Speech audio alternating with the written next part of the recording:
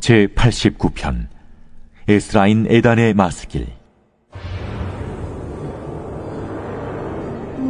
내가 여호와의 인자하심을 영원히 노래하며 주의 성실하심을 내 입으로 대대에 알게 하리이다. 내가 말하기를 인자하심을 영원히 세우시며 주의 성실하심을 하늘에서 견고히 하시리라 하였나이다. 주께서 이르시되 나는 내가 택한 자와 언약을 맺으며 내 종 다윗에게 맹세하기를 내가 내 자손을 영원히 견고히 하며 내 왕위를 대대에 세우리라 하셨나이다. 여호와여, 주의 기이한 일을 하늘이 찬양할 것이요 주의 성실도 거룩한 자들의 모임 가운데서 찬양하리이다. 무릇 구름 위에서 능히 여호와와 비교할 자 누구며 신들 중에서 여호와와 같은 자 누구리이까?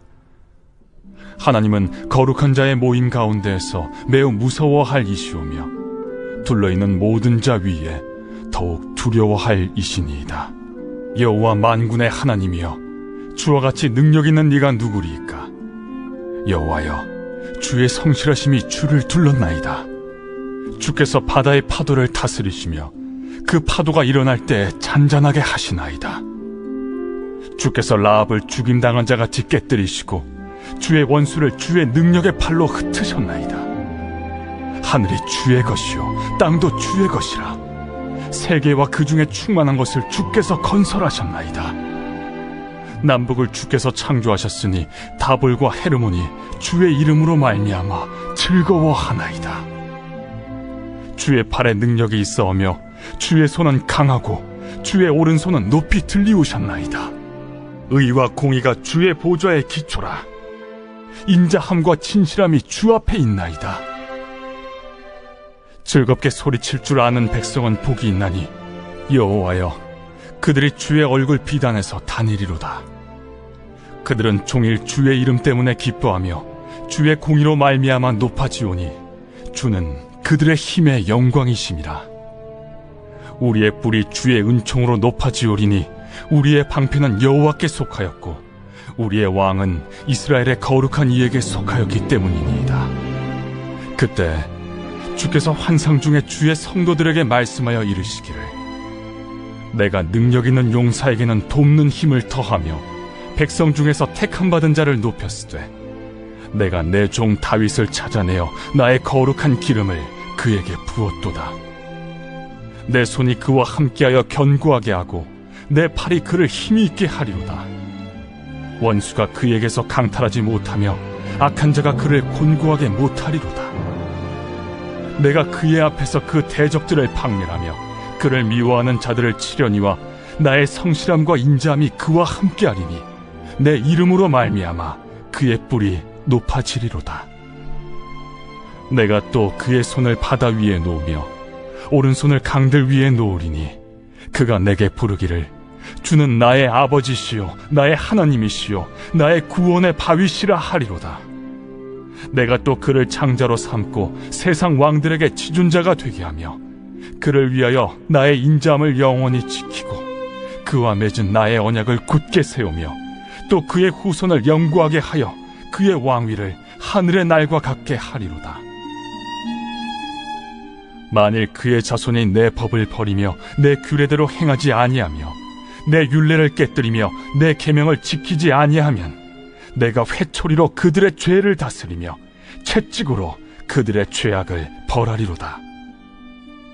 그러나 나의 인자함을 그에게서 다 거두지는 아니하며 나의 성실함도 패하지 아니하며 내 언약을 깨뜨리지 아니하고 내 입술에서 낸 것은 변하지 아니하리로다. 내가 나의 거룩함으로 한 번 맹세하였은즉 다윗에게 거짓말을 하지 아니할 것이라. 그의 후손이 장구하고 그의 왕위는 해같이 내 앞에 항상 있으며 또 궁창의 확실한 증인인 달같이 영원히 견고하게 되리라 하셨도다. 그러나 주께서 주의 기름 부음 받은 자에게 놓아사 물리치셔서 버리셨으며 주의 종의 언약을 미워하사 그의 관을 땅에 던져 욕되게 하셨으며 그의 모든 울타리를 파괴하시며 그 요새를 무너뜨리셨으므로 길로 지나가는 자들에게 다 탈취를 당하며 그의 이웃에게 욕을 당하나이다. 주께서 그의 대적들의 오른손을 높이시고 그들의 모든 원수들은 기쁘게 하셨으나 그의 칼날은 둔하게 하사 그가 전장에서 더 이상 버티지 못하게 하셨으며 그의 영광을 그치게 하시고 그의 왕위를 땅에 엎으셨으며 그의 젊은 날들을 짧게 하시고 그를 수치로 덮으셨나이다. 여호와여, 언제까지니이까? 스스로 영원히 숨기시리이까? 주의 노가 언제까지 불붙듯 하시겠나이까? 나의 때가 얼마나 짧은지 기억하소서. 주께서 모든 사람을 어찌 그리 허무하게 창조하셨는지요. 누가 살아서 죽음을 보지 아니하고 자기의 영혼을 스올의 권세에서 건지리이까? 주여, 주의 성실하심으로 다윗에게 맹세하신 그 전의 인자하심이 어디 있나이까? 주는 주의 종들이 받은 비방을 기억하소서. 많은 민족의 비방이 내 품에 있사오니 여호와여, 이 비방은 주의 원수들이 주의 기름 부음 받은 자의 행동을 비방한 것이로소이다. 여호와를 영원히 찬송할지어다. 아멘. 아멘.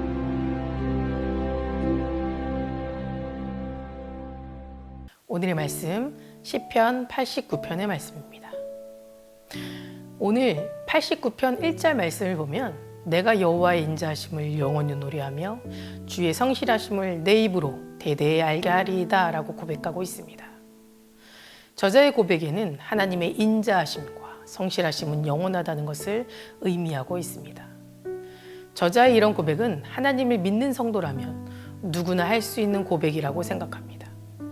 우리도 흔히 하나님의 인자하심과 성실하심은 영원하다고 고백하고 찬양합니다. 그래서 저자의 이런 고백이 그저 평범한 고백처럼 보일 수 있습니다. 그러나 저자의 고백은 단순히 평범한 그런 고백이라고 생각한다면 그것은 우리의 착각입니다. 38절 이하의 내용들을 살펴보면 그 이유를 알 수 있습니다. 지금 저자는 다윗 왕조가 멸망의 위기에 처한 상황 가운데 있습니다. 왕의 왕가는 땅에 떨어졌고 나라는 원수들에게 수탈을 당하고 있습니다.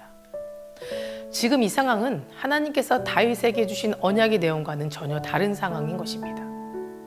하나님은 다윗에게 주신 언약에서 다윗과 그의 자손이 범죄하면 징계하겠지만 그 위만은 빼앗지 않겠다고 말씀하셨습니다. 즉 다윗 왕권은 영원히 보장하여 주실 것을 약속하신 겁니다. 그런데 지금 다윗 왕조가 몰락으로 치닫고 있다는 것입니다. 누가 보아도 다윗의 언약은 파괴된 것처럼 보이는 그런 상황이었습니다.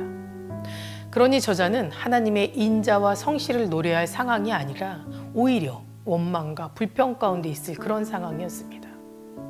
그런데 저자는 그 상황에서 하나님의 인자와 성실하심이 영원하다고 고백하고 있는 것입니다. 이것이 어떻게 평범한 고백이라고 말할 수 있습니까? 어떻게 이것이 성도라면 누구나 할 수 있는 고백이라고 말할 수 있겠습니까? 그렇지 않습니다. 저자의 고백은 하나님에 대한 하나님의 성품에 대한 절대적인 믿음과 확신이 없이는 할 수 없는 그런 고백들이었습니다. 저자는 다윗의 언약이 파괴된 것처럼 보이는 상황이었지만 인자와 성실이 하나님이 영원한 성품이라는 것을 알았던 겁니다. 하나님은 변하지 않으시며 따라서 하나님의 언약도 절대 파기되지 않을 거라는 확신을 가지고 있었던 겁니다. 그렇기 때문에 하나님의 인자와 성실하심의 영원함을 노래하며 그 언약에 따라 이 위기에서 구원하여 주실 하나님을 바라본 것입니다. 이것이 이 저자의 믿음입니다.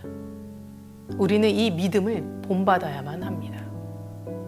우리는 대개 내 인생에 고난 없이 좋은 경험만 있기를 원합니다. 좋은 일만 가득하기를 원합니다.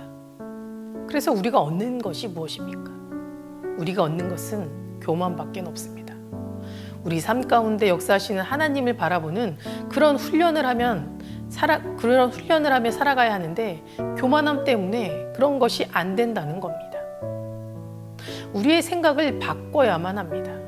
하나님께서 어떤 경험을 주시든 이해할 수 없는 아픔을 주시든 슬프고 힘든 경험을 주시든 그럼에도 그 인생 가운데 그것을 예비하신 하나님을 인정하고 믿고 감사하게 될 때 우리는 그때 비로소 하나님을 만날 수 있게 되는 것입니다.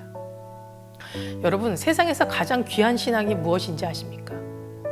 사막 가운데 떨어져도 요나처럼 물고기 뱃속에 들어가게 되었을 때도 거기서 하나님을 바라보고 하나님을 붙잡는 것입니다. 그랬을 때 우리는 하나님의 기적을 체험하게 되고 볼 수 있게 되는 것입니다. 이스라엘 백성이 광야에서 어떻게 물과 만나와 메추라기를 먹을 수 있었습니까? 바로 하나님과 함께 하였기 때문에 가능했던 겁니다. 이렇듯 하나님을 붙잡고 사는 자가 강한 자입니다. 사도 바울도 내게 능력 주신 자 안에서 모든 것을 할 수 있습니다 라고 고백하기까지 그에게 닥쳐온 상황이 얼마나 힘이 들고 감당하기 어려웠는지 우리는 잘 알고 있습니다. 마냥 하나님께 받은 축복 때문에 마냥 몸이 편하고 행복해서 했던 고백들이 아닙니다. 사도 바울은 복음 때문에 옥에도 갇혔고 매도 엄청 맞았고 심지어 목숨을 잃을 뻔도 했습니다. 그럼에도 그는 믿음을 잃지 않았습니다. 어떠한 상황에 있든지 능력 주신 자 안에서 내가 무엇이든지 할 수 있다라고 고백했습니다. 여러분, 이것이 온전한 믿음이 아닐까요?